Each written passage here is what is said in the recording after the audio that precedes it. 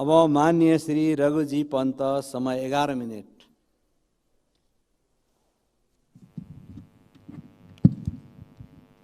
सभामुख महोदय,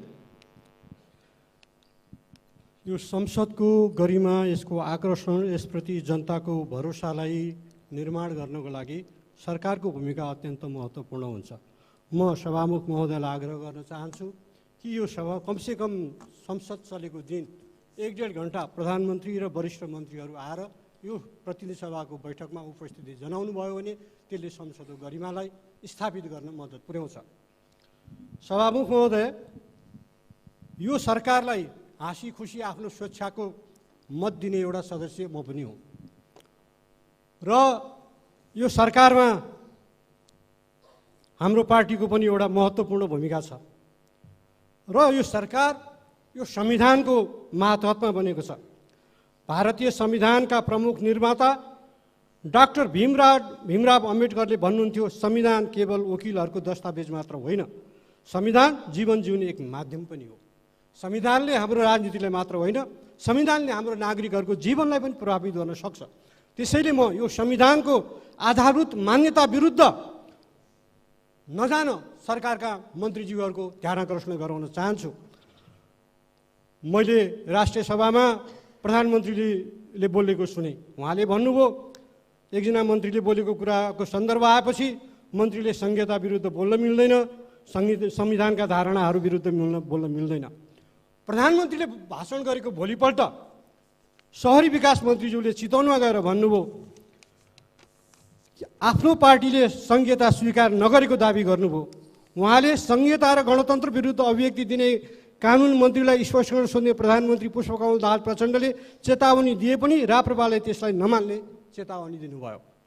शहरी विकास मन्त्री बनेपछि पहिलो पटक बुधबार गृह जिल्ला चितवन आएको पाण्डेले पार्टीको सिद्धान्त अनुसार नै मन्त्री र नेताहरूले आफ्ना धारणा राख्ने बताए।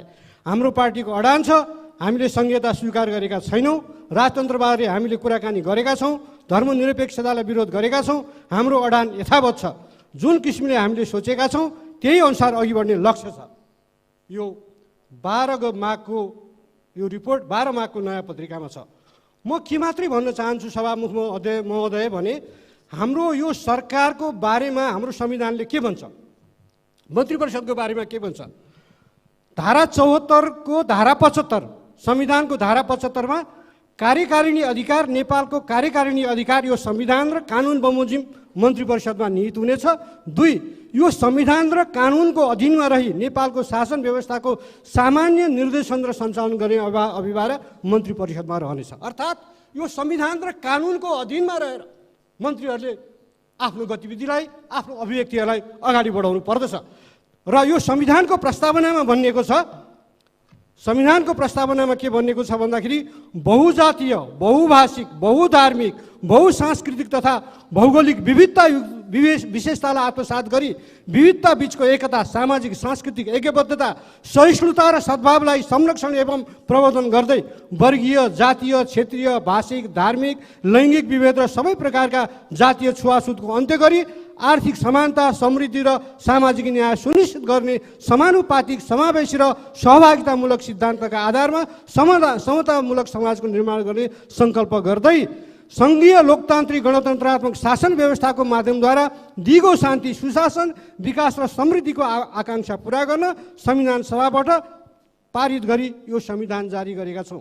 त्यसै गरी प्रारम्भिकको धारा 4 मा भनिएको छ, नेपाल स्वतन्त्र, अविभाज्य, सार्वभौम, सत्ता सम्पन्न, धर्मनिरपेक्ष, समावेशी, लोकतन्त्रात्मक, समाजवाद उन्मुख, सङ्घीय लोकतान्त्रिक गणतन्त्रात्मक राज्य हो भनेर प्रश्न भनिएको छ। त्यसैले संविधान अनुसार शपथ ग्रहण गर्नुभएको, संविधान र कानुन अनुसार चल्छु भनेर शपथ लिनुभएको मन्त्रीज्यूहरूले प्रधानमन्त्रीज्यूसँग यसरी आफ्नो कुरा कन्ट्राडिक्ट गर्न मिल्दैन। म यो सरकारलाई मत हाल्ने एउटा सांसदको हैसियतले आग्रह गर्दछु, मन्त्रीज्यूहरू र प्रधानमन्त्रीज्यूहरूको यस्तो सार्वजनिक विवाद आएको राम्रो होइन। यस्तो महत्त्वपूर्ण विषयमा उहाँहरूको बारेमा केही छलफल जरुरी छ भने त्यो उहाँहरूले क्याबिनेटमा गर्ने हो अथवा छुट्टै मन्त्री प्रधानमन्त्री बसेर छलफल गर्ने हो। तर संविधानका आधारभूत संरचनाहरूको बारेमा प्रधानमन्त्रीज्यू र मन्त्रीज्यूहरूको धारणा बाजिने कुरा आफैमा मुलुकको लोकतन्त्रको लागि एउटा राम्रो लक्षण होइन।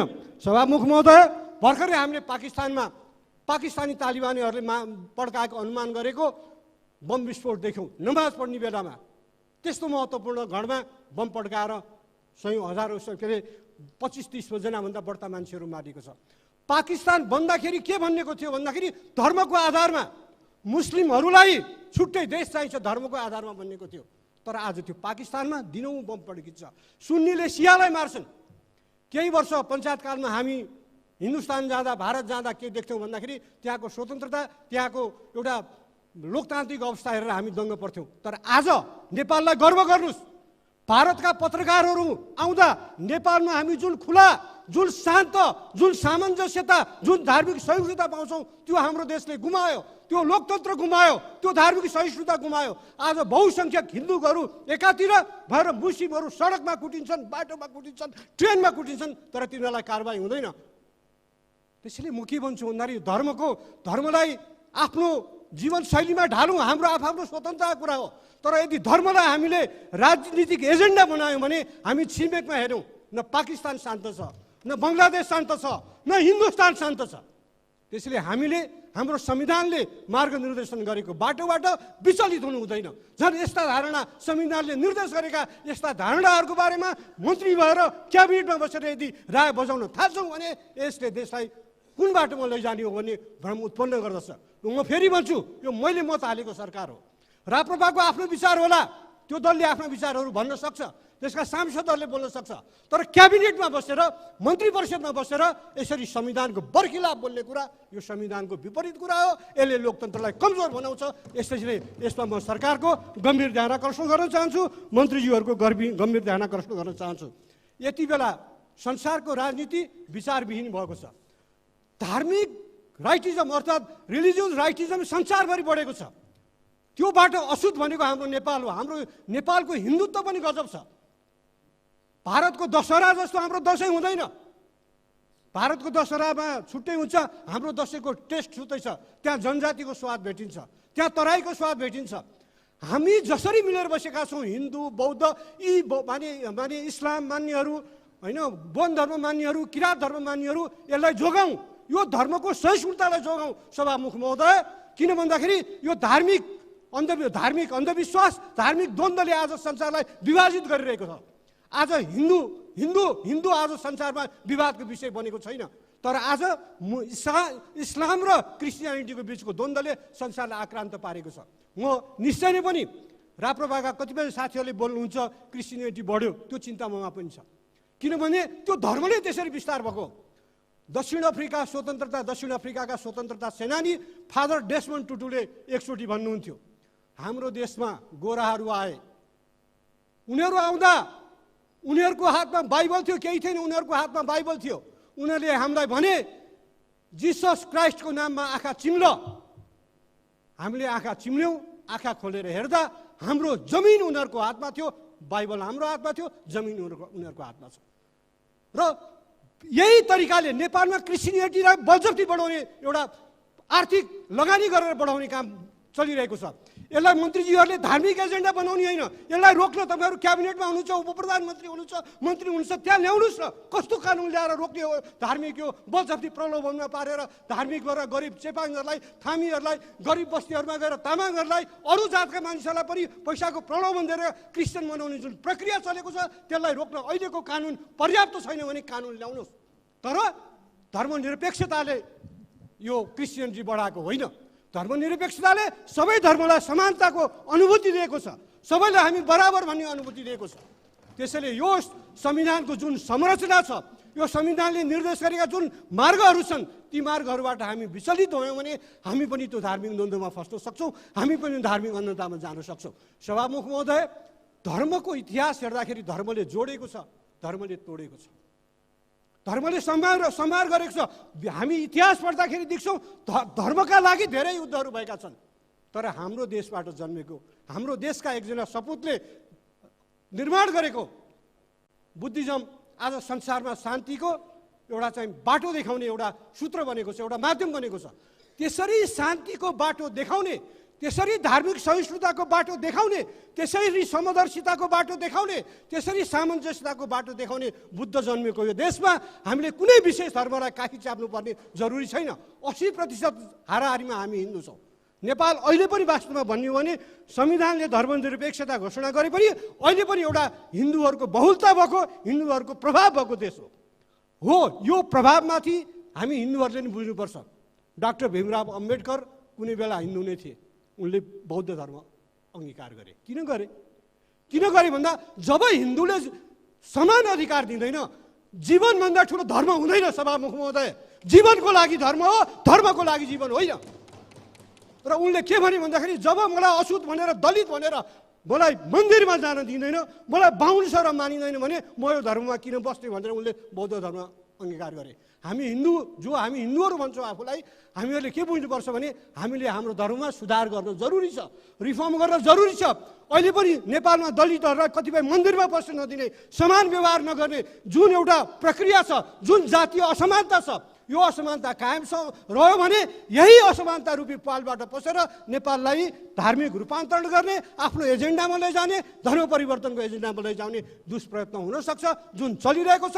त्यसलाई रोक्ने कसरी, यो मुलुकको चिन्ताको विषय हो। त्यसैले मलाई सबभन्दा बढ्ता चिन्ता लागेको के हो भन्दाखेरि यो सरकारले देशलाई राजनीतिक स्थिरता देला, यो सरकारले मुलुकलाई सुशासन देला, यो सरकारले आर्थिक विकासको बाटोमा मुलुकलाई जाला भनेर हामीले आफ्नो विश्वासको मत दिएका हौँ। धार्मिक विवाद गर्नको लागि, गणतन्त्रको विवाद झिक्नको लागि, संहिताको विवाद यति बेला झिक्नको लागि होइन। संहितामा मेरा पनि प्रश्न होलान्, तर भर्खर संविधान आएको छ, यो संविधानलाई प्र्याक्टिसमा त जाने दिनु पर्यो, राम्ररी यसलाई प्रयोगमा त जाने दिनु पर्यो। माननीय सदस्य, त्यसैले सभामुख महोदय, मैले टुङ्ग्याएँ। मेरो आग्रह के छ भन्दाखेरि माननीय प्रधानमन्त्रीज्यूलाई मेरो आग्रह छ, उहाँ यो संसदमा आउनुहोस् र आफ्ना मन्त्रीजीहरूले जे राय व्यक्त गर्नुभएको छ, म माने होइन, स्पष्टीकरण सम्बन्धी कुरा, यी सबै कुरा, यी जे विवाद आएको छ, यसलाई मलाई लाग्छ यो संयुक्त सरकार हो। यो सरकारको न्यूनतम कार्यक्रम भनेको 30 बुँदा हो। धर्मनिरपेक्षता, हिन्दू राष्ट्र, गणतन्त्र, संहिता यसको न्यूनतम कार्य हो। र राप्रपाको आफ्नो विचार होला, एमालेको आफ्नो विचार होला, भने माओवादीको आफ्नो विचार होला। यसले न माओवादलाई अङ्गीकार गर्छ, न यसले राप्रपाको हिन्दू राष्ट्रको कुरालाई अङ्गीकार गरेर अगाडि बढ्ने हो। यसले त आफूले बनाएको 30 बुँदे न्यूनतम साझा धारणालाई कार्यान्वयन गर्ने हो। त्यसैले मन्त्रीज्यूहरूको ध्यान त्यसतिर जाओस्, नचाहिने विवाद निकालेर सरकारलाई विवादमा पार्ने काम नगरियोस्। धन्यवाद।